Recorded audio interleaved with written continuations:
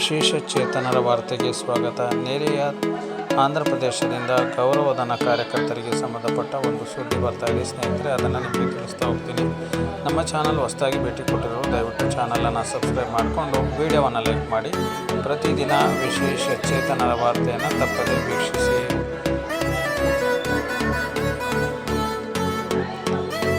ಆಂಧ್ರ ಪ್ರದೇಶದ ಸುದ್ದಿ ಏನೆಂದರೆ, ಆಂಧ್ರ ಪ್ರದೇಶದ ಮುಖ್ಯಮಂತ್ರಿ ಎನ್ ಚಂದ್ರಬಾಬು ನಾಯ್ಡು ಅವರು ಗ್ರ್ಯಾಚ್ಯುಟಿ ವೇತನ ಸಹಿತ ಹೆರಿಗೆ ರಜೆ ಪಾವತಿ ಮತ್ತು ಮಾನ್ಯತೆ ಪಡೆದ ಸಾಮಾಜಿಕ ಆರೋಗ್ಯ ಕಾರ್ಯಕರ್ತರಿಗೆ ಅಂದರೆ ಆಶಾ ನಿವೃತ್ತಿ ವಯಸ್ಸು ಹೆಚ್ಚಿಸಲು ಅನುಮೋದನೆ ನೀಡಿದ್ದಾರೆ.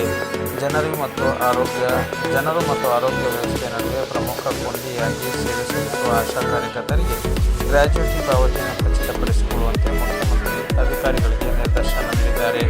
ಇಂದು 30 ವರ್ಷಗಳ ಸೇವೆ ಸಲ್ಲಿಸುವ ಪ್ರತಿಯೊಬ್ಬ ಆಶಾ ಕಾರ್ಯಕರ್ತರಿಗೆ 1.50 ಲಕ್ಷ ಗಣನೀಯ ನಿವೃತ್ತಿ ಪ್ರಯೋಜನ ಒದಗಿಸುವುದಕ್ಕೆ ಸಮ ಎಂದು ಶನಿವಾರ ಅಧಿಕೃತ ಪತ್ರಿಕಾ ಪ್ರಕಟಣೆಯಲ್ಲಿ ತಿಳಿಸಲಾಗಿದ್ದು, 42,752 ಕಾರ್ಮಿಕರು ಮುಖ್ಯಮಂತ್ರಿಯ ನಿರ್ಧಾರಗಳಿಂದ ಪ್ರಯೋಜನ ಪಡೆಯುತ್ತಾರೆ ಎಂದು ಎಚ್ಚರಿಸಲಾಗಿದೆ.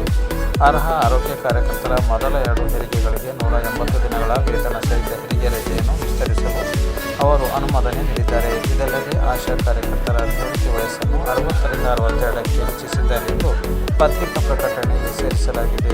ಕೇರಳದಲ್ಲಿ ಗೌರವಧನ ಹೆಚ್ಚಳ ಮತ್ತು ನಿವೃತ್ತಿ ಸೌಲಭ್ಯಗಳನ್ನು ಒದಗಿಸುವಂತೆ ಒತ್ತಾಯಿಸಿ ಪ್ರತಿಭಟನೆ ನಡೆಸುತ್ತಿರುವ ಆಶಾ ಕಾರ್ಯಕರ್ತರ ಬೇಡಿಕೆಗಳನ್ನು ಕೇಂದ್ರ ಸರ್ಕಾರಕ್ಕೆ ತಿಳಿಸುವುದಾಗಿ ಕೇಂದ್ರ ಸಚಿವ ಸುರೇಶ್ ಗೋಪಿ ಶನಿವಾರ ತಿಳಿಸಿದ್ದಾರೆ.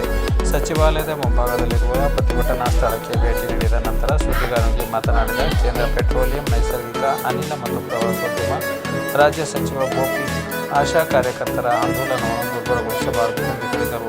ಯಾವುದೇ ರಾಜಕೀಯ ಸಿದ್ಧಾಂತದ ಸರ್ಕಾರಿ ವ್ಯವಸ್ಥೆಯನ್ನು ಅಂತಿಮವಾಗಿ ತಿರಸ್ಕರಿಸುವ ಮೂಲಕ ಯಾರೂ ಅದನ್ನು ಕಡಿಮೆ ಮಾಡಬಾರದು. ಅನೇಕ ರಾಜಕೀಯ ವ್ಯವಸ್ಥೆಗಳು ಜನರಿಗೆ ಹಾನಿ ಮಾಡಿವೆ, ಅದನ್ನೆಲ್ಲ ಬೆಳಕಿಗೆ ತರಲಾಗುವುದು ಎಂದು ಅವರು ಈ ಸಂದರ್ಭದಲ್ಲಿ ತಿಳಿಸಿದರು.